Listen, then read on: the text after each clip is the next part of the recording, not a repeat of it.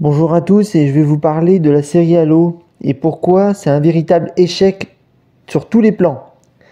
Alors déjà, on va commencer par le tout début de l'histoire.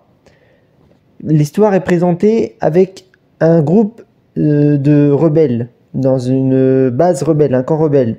Alors déjà, c'est un échec dès cette présentation, déjà dès cette première scène, parce que en fait, il nous présente juste après un groupe d'élite qui attaque le camp rebelle. C'est un échec dès cette scène-là pour la simple et bonne raison qu'à partir du moment où l'Alliance Covenant a fait son apparition et a attaqué l'humanité, les rebelles se sont alliés à l'UNSC. Ça veut simplement dire que les rebelles n'existent plus, puisque les rebelles sont alliés à l'UNSC à partir du moment où l'Alliance Covenant a attaqué l'humanité. Mais il y a toujours eu une force fédératrice à travers l'histoire de l'humanité. Un appel qui vous a toujours rassemblé. L'émergence d'un ennemi commun.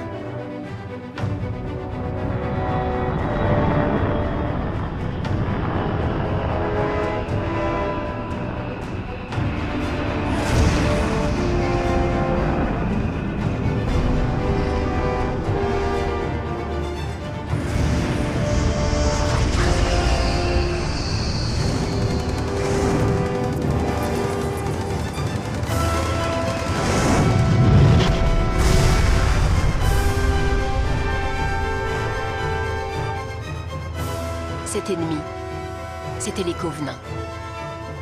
Quand ce nouvel adversaire s'est levé pour déclarer la guerre à l'humanité, vous vous êtes enfin rassemblés sous un même drapeau. Et les armes que vous aviez si soigneusement élaborées pour satisfaire vos propres instincts primitifs n'étaient désormais plus dirigées contre vous, mais braquées contre un ennemi mortel pour atteindre un seul et même objectif. La survie de votre propre espèce.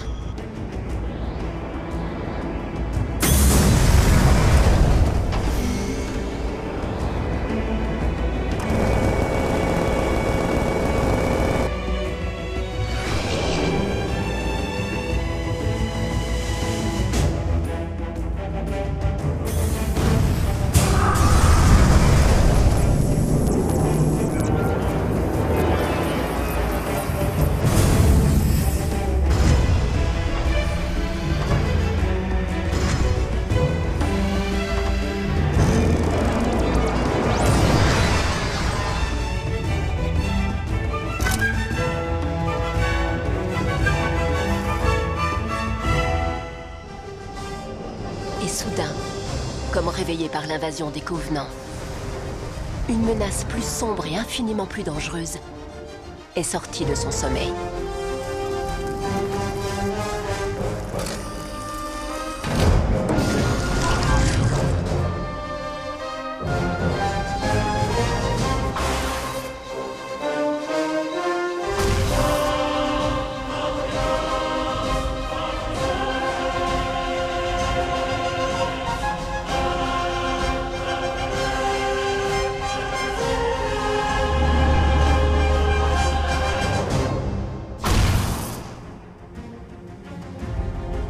Une force obscure surgit des limbes d'un passé lointain, revenait menacer toutes les formes de vie. Et les humains et les Covenants qui se livraient une guerre sans merci depuis si longtemps se sont unis l'espace d'un court instant contre cet ennemi qu'ils avaient en commun.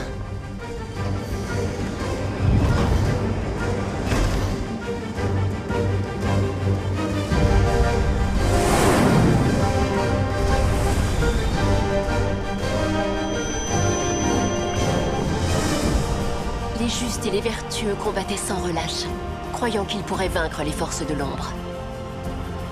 Et alors qu'ils combattaient ensemble, ils se sont rendus compte qu'ils n'étaient plus ennemis.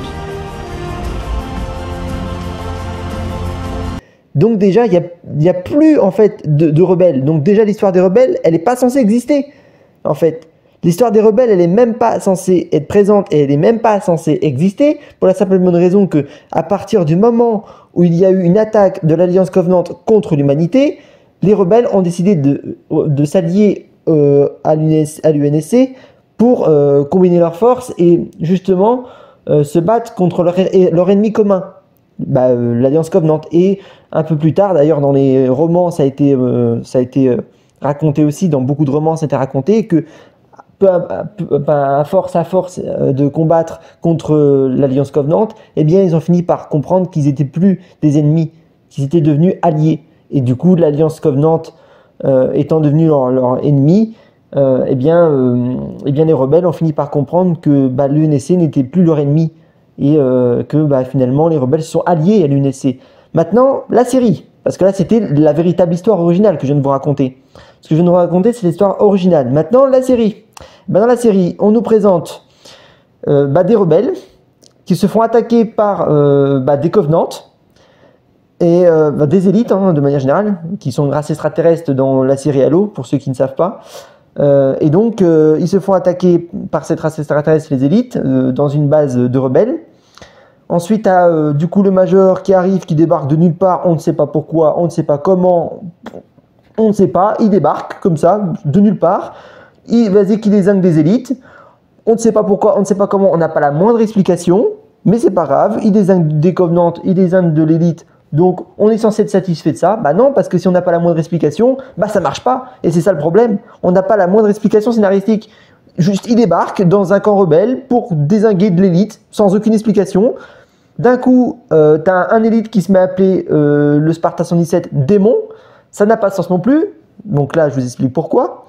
Bien, parce que dans l'histoire de Halo, démon, ça a un sens. Quand on appelle le Major démon, ça a un sens. Ça veut simplement dire qu'il a survécu et donc déjà, il a détruit l'installation 04 Halo. Donc ça, c'est pareil, il faut que je vous explique aussi. Halo, c'est une installation qui a été créée par une espèce extraterrestre qu'on appelle les Forerunners. Et donc, les Forerunners, ils ont créé un moyen, une arme en tout cas, qui servait à détruire une de leurs créations, qui a malheureusement mal tourné et qui a échappé à leur contrôle, ce qu'on appelle les parasites. C'est une création qui vient des Forerunners, d'une création extraterrestre. Oui, le parasite a été inventé par une espèce extraterrestre. Oui, il ne vient pas naturellement. Il a été inventé par une espèce extraterrestre qui s'appelle le Forerunners. Enfin, les Forerunners. Sauf que ça a échappé à leur contrôle. Donc, ils ont dû inventer une arme pour s'en débarrasser. Et en fin de compte, ils ont créé ce qu'on appelle le Halo. D'où le titre de la série, le Halo. Et donc, ils ont créé tout un réseau Halo, parce qu'un seul Halo ne suffirait pas. Il faut éparpiller plusieurs anneaux Halo dans différentes parties de la galaxie. Donc, l'anneau Halo et les différents anneaux Halo servent à détruire toute vie pensante dans la galaxie. Bien évidemment, vu qu'il y a plusieurs anneaux Halo, il faut un QG, quelque chose qui permet de contrôler tous les anneaux, un centre de contrôle. Donc, il y a le centre de contrôle d'un Halo. Dans un anneau Halo, il y a un centre de contrôle. Ou alors, pour gérer tous les Halos, il y a ce qu'on appelle l'arche. L'arche, du coup, c'est tout un QG, un sort de QG spécial pour contrôler tous les anneaux dans la galaxie. Voilà. Donc, si on revient à l'histoire de début. Voilà. Maintenant que je vous ai expliqué les anneaux, le Halo, maintenant, on revient à l'histoire de début. À la fin de Halo 1, Halo Combat Evolve, j'arrive pas à le dire, le tout premier Halo, le jeu vidéo, si vous avez bien suivi ou si vous avez joué au jeu, vous savez que le Major, il a détruit l'anneau Halo dans le tout premier jeu Halo. Il a détruit l'anneau Halo, ce qui est l'installation 04, parce que comme je vous l'ai dit tout à l'heure, il y en a plusieurs. C'est l'installation 04 qu'il a détruit dans le premier jeu vidéo. Voilà. Eh bien, cette installation 04, quand il l'a détruit, ça a en tout cas fait comprendre et considérer à l'Alliance Covenant que c'était un démon. Parce que pour l'Alliance Covenant, un anneau Halo, c'est sacré. C'est considéré comme ultra sacré.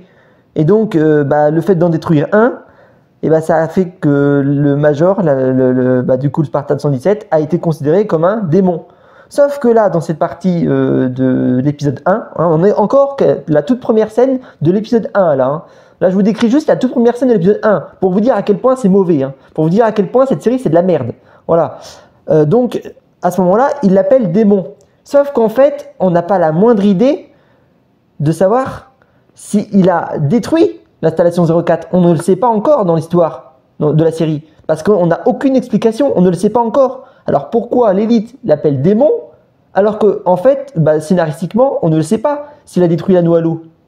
Donc l'élite l'appelle démon, mais nous, en tant que spectateurs, on ne le sait pas encore s'il a détruit l'installation 04. Donc en fait, il l'appelle démon sans qu'on soit au courant.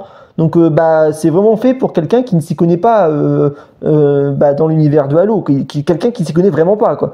Donc quelqu'un qui se connaît vraiment pas ne comprendrait pas et dirait oui, on l'appelle démon parce que il massacre les siens et son espèce, donc il l'appelle démon parce que c'est quelqu'un qui est fort dans le combat, voilà. Quelqu'un qui s'y connaît pas dirait ça, sauf que moi je m'y connais, oui, et les fans s'y connaissent, donc les fans détestent la série forcément parce que les fans s'y connaissent, et les fans ont bien compris que démon ça avait une signification, ça avait une référence claire et nette dans l'histoire de Halo, dans l'univers de Halo, ça avait une signification, ça se dit pas juste comme ça par le plaisir, il y a une signification derrière. Et la signification, c'est parce qu'il a détruit l'anneau installation 04. Il y a aussi une autre signification, c'est que il a survécu à la chute de Reach. Donc la planète Reach, qui était une planète colonisée par l'humanité et qui a été envahie par l'Alliance Covenant. Et donc ils ont tout fait pour résister, pour survivre, pour garder la planète. Mais bien sûr, il arrive à un moment donné où ils n'ont pas pu attaquer l'Alliance Covenant indéfiniment. Ils ont fini par gagner et ils ont dû s'enfuir, ce qu'on appelle la chute de Reach. Il y a eu le livre aussi, le roman, la chute de Reach. Et donc, en s'enfuyant de la chute de Reach, le Major, le Spartan Sonnette, est devenu une légende parce qu'il a réussi à survivre à la chute de Reach. Et le simple fait d'avoir survécu à la chute de Reach fait que l'Alliance Covenant le considère comme un démon. Voilà. C'est pour ça qu'on l'appelle démon.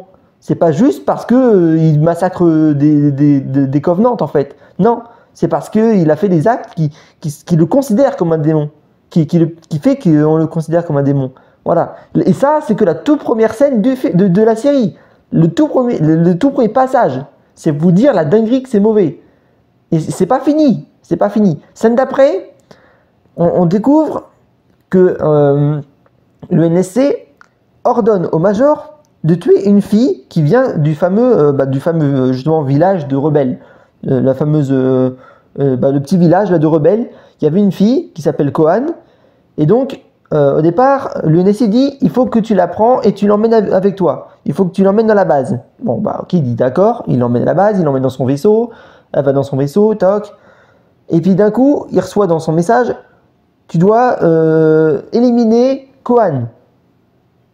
Alors nous, en tant que fans, on crie au scandale, forcément, parce que l'UNSC qui ordonne au Major de tuer une innocente, que ce soit une rebelle, même que ce soit une rebelle, ça c'est pas possible, ça marche pas. L'UNSC n'aurait jamais ordonné ça, en fait. Jamais l'UNSC ordonnerait de tuer une rebelle, hein, jamais, en fait. C'est pas l'UNSC ça, hein. Je sais pas c'est quoi, mais ce n'est pas l'UNSC du tout. Voilà. Scène d'après, on a une scène dans Grande Bonté. Donc pour ceux qui savent pas Grande Bonté, c'est la ville sainte des prophètes. Donc normalement, les prophètes ne savent pas que Halo est une arme. Donc Halo est l'arme qui permet de détruire toute vie pensante dans la galaxie, permettant d'éviter aux parasites de se répandre. Voilà. Sauf que là, le problème, c'est que les prophètes, ils savent que Halo c'est une arme. Ils le savent. Ils savent que Halo c'est une arme, ils le savent. Alors qu'ils ne sont pas censés le savoir dans l'histoire originale. Ils ne sont pas censés le savoir. Normalement, ils l'ignorent et ils pensent que c'est un portail qui les conduit vers un monde paradisiaque.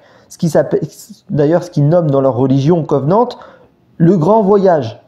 Sauf que là, vu qu'ils savent que Halo est une arme, leur religion, elle s'écroule et elle s'effondre totalement. Donc l'histoire même de Halo s'effondre parce qu'ils savent que Halo est une arme. Donc l'histoire même de la série Halo s'effondre lamentablement. Normalement, ils ne savent pas que Halo est une arme. Ils ne le savent pas. Et là, ils le savent. Donc, ça ne marche pas. Ensuite, on raconte qu'il y avait un moment où il y avait un groupe d'élites qui ont attaqué un village de rebelles. Sauf que tout le village de rebelles a été massacré par les élites et il n'y a qu'une survivante. Et la survivante, apparemment, il l'aurait pris sous leur aile, il l'aurait emmenée à Grande Bonté. Inimaginable. Une humaine qui est emmenée à Grande Bonté, ils la prennent sous leur aile, sur l'aile sous la responsabilité des prophètes. Une humaine aux côtés des prophètes. C'est pas une blague. Une humaine aux côtés des prophètes. C'est tout sauf crédible. C'est juste du foutage de gueule. Simple. C'est du foutage de gueule littéral. Quelqu'un a bu de l'alcool quand ils ont écrit ça. Vraiment. Je sais pas qui a écrit ça, mais ils ont bu de l'alcool. Une humaine à côté des prophètes. Alors je vous explique pourquoi c'est mauvais. Parce que pour ceux qui ne connaissent pas l'histoire, forcément vous êtes perdus.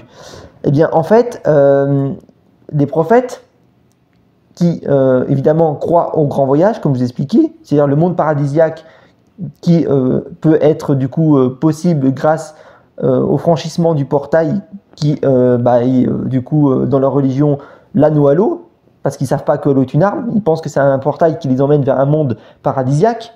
Eh bien, si des personnes ne croient pas en cette religion et n'y croient pas, ils sont considérés comme des hérétiques.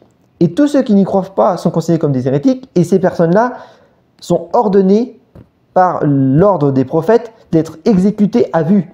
Que ce soit parce qu'ils pensent que c'est potentiellement des hérétiques, ou que ce soit avéré, peu importe, ils sont exécutés parce qu'on considère que c'est des hérétiques.